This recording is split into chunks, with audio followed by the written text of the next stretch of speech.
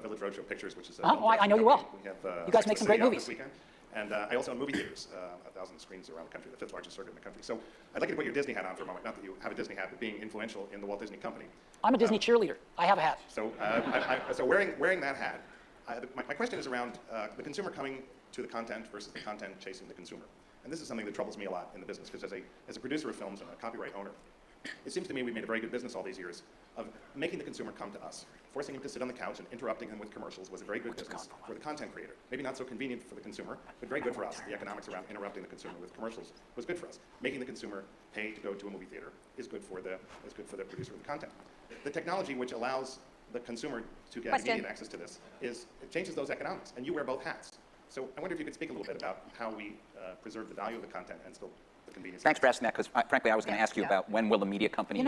It's really interesting. The opportunities of technology are huge for content owners, in my opinion.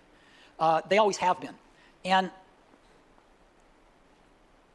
as an example, the way that we market movies is undergoing a radical shift. It used to be that you spent a fortune running advertising on TV to run your trailers.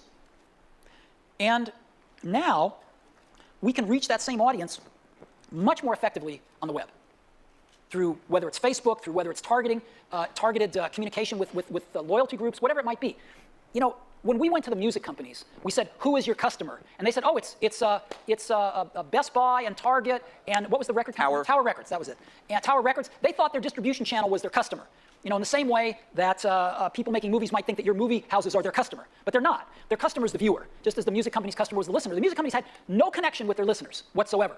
And so what changed in the music industry was not the back end of the business, the A&R, the seeking out and developing of artists and talent over, which is just as important now as it ever was. What changed was the front end of the business. The distribution and marketing was able to be done in a much more effective way, bypassing the distribution channel and going direct to the end user. And that's what's going to happen in visual media as well.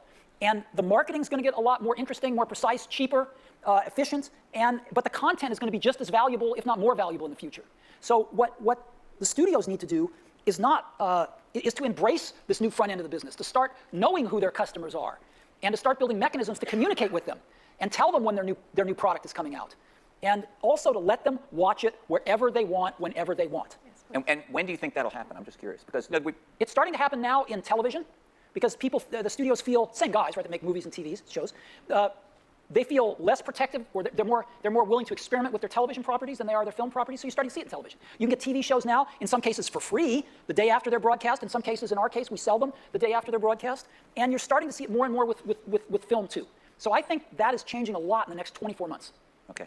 I even think there's going to be a way to watch a first-run movie at home before it comes out on DVD if you're willing to spend a bunch of money. A bunch of money. A bunch of money.